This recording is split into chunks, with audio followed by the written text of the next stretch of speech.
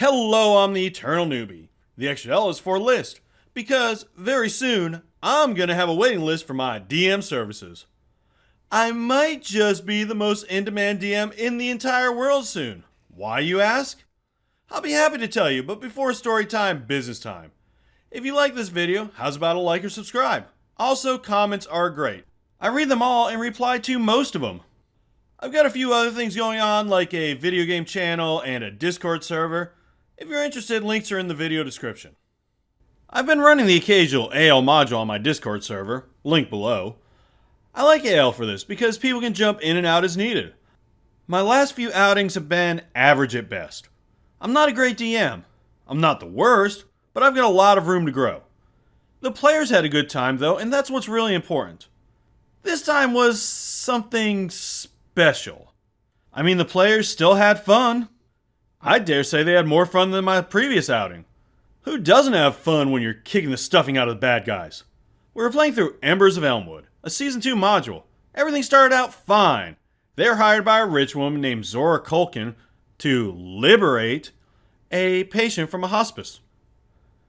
The woman they were to get had been the lone survivor of a disaster that had devastated a local village. Zora, who owned much of that village, wanted answers. To get the patient, a woman named Ravia, out, they could fight, but the party did what adventurers do best. They lied. In the module, you only need a DC 13 check to deceive the guards and talk your way out of it. Which they did, and within 15 minutes, they were back at Culkin Manor with Ravia. Part 1 of the adventure went really quick. On to part 2. This part was probably the longest part. Back at stately Culkin Manor, they couldn't revive Ravia. Someone with experience in that would arrive in the morning. This part was a little bit tricky for me. If you've seen my previous video about the awkward pause, you might remember I had a problem setting up tokens. In the game since then, I set them up perfectly and there was no problem at all. Same with this game, or so I thought. For some reason, about half of them didn't take. No problem, I thought. And surprisingly, I was right. I learned from my previous outings and was ready for this. If only the problem were that easy. Though, I don't think a video about me messing up would be too different. I'll throw a link of the video with the awkward pause in the description down there. It's a pretty good video. You should check it out. Anyway, after some chit chat, the party starts settling down for the night. They split up into 3 different rooms. The mansion is attacked that night. The way the module is written, the party will go through 3 battles while the attacker is whisk off Ravia. Then, in the last part, they get some answers and get her back. Before the first encounter, I give the party time to get back together. I'm not a sadist DM. I don't want to kill them. This would change by the end of the module. This was my first mistake. The party decides to go and check on Ravia. No big deal. The module's ready for this. A man comes up with 2 guards and instructs the party to go downstairs to fight the attackers. This man is Dawson, a trusted servant of Lady Culkin. But more than that, Dawson is actually a spy. And as soon as the party leaves, they're going to take Ravia off. The problem is the party doesn't trust Dawson. In game, they have absolutely no reason not to trust him. But let's face it, we've all played D&D before, and we know never trust the butler. Unless, of course, his name is Jarvis. That's what I should have done. I should have changed his name to Jarvis. Anyway, the module is ready for this. The 2 guards are actually spies in disguise, and they attack. I thought about doing a surprise round, but as the party was already suspicious, it didn't seem right. Besides, these spies are CR1 each. They should wipe the floor with 3 level 1s and a level 2.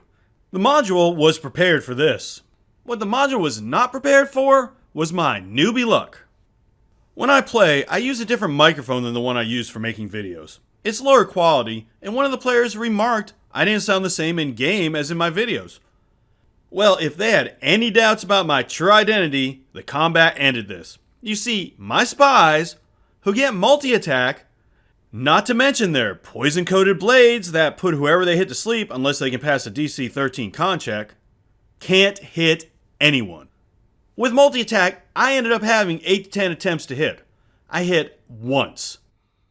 These are not fighters. 2 party members had 14 AC, and the other 2 were rocking the big 15 armor class. It didn't matter. I hit the monk exactly 1 time, and nobody else. Guess what? He passes con check. So the party kills 2 spies with almost no problem. That's one deadly encounter where I took off maybe a total of 5 hit points. They are thinking about jumping out the window now, but I really don't want that to happen. If they get away with Ravia, there is no part 3. So I have one of the main battles they're supposed to face come in through the window before they can get out. 3 steam mephits come bouncing in. Have you ever seen a steam mephit? I hadn't before this battle. I think I know why now. They suck. Take a look. See that +2 to hit? Yeah, I didn't hit once with them. I do get to hit with a steam breath. Yeah, that big 1d8 damage, I hit with it twice. One player even failed both saving throws, but I rolled low damage, so I don't take anyone down.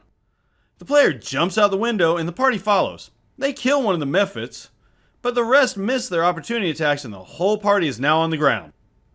I had been hoping they would look before they leaped, so I could tell them they saw like 20 cultists wandering around on the grounds. But they didn't. We are way off the sheets now.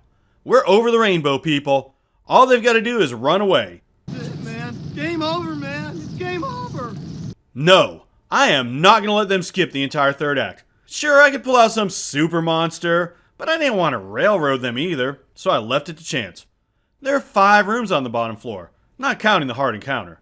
So I rolled and they get a fanatic and 3 cultists. This is a deadly encounter for this party, but so were the spies.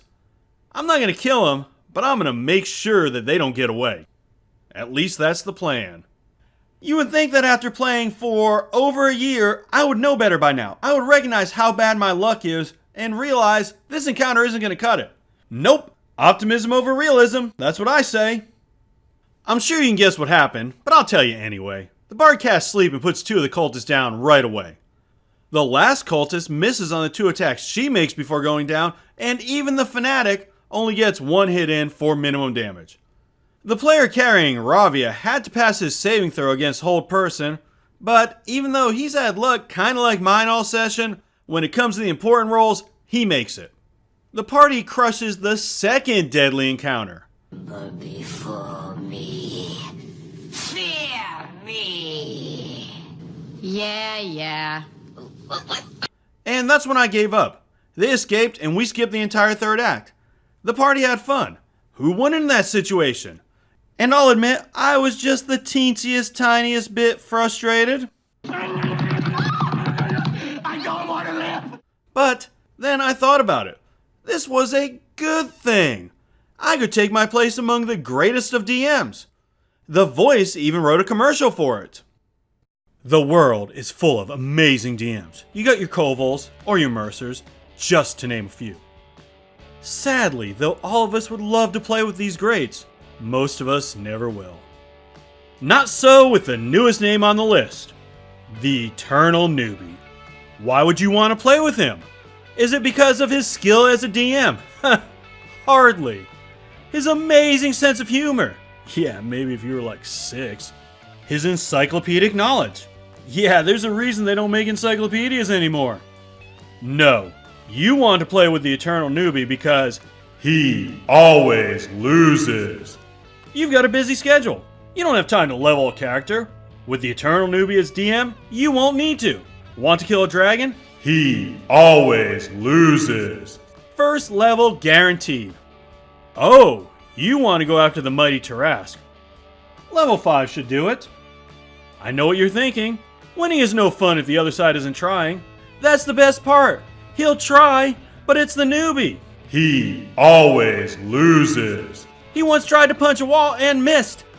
This guy couldn't hit the floor if he tripped. But don't take my word for it. Just ask this satisfied customer. With the Eternal Newbie, we beat a Beholder at level 3.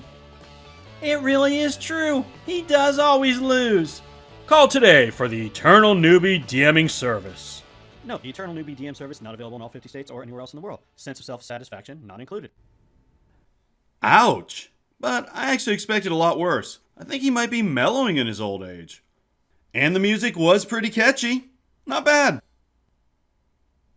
That was my time DMing where I just couldn't roll. You know, I'm used to it as a player. This is the first time it's happened to me as a DM. How about you? Have you ever had times where the dice just didn't fall your way and the results were as, impressive? Let me know in the comments. Thanks for watching, and as always, play your character. Don't let your character play you.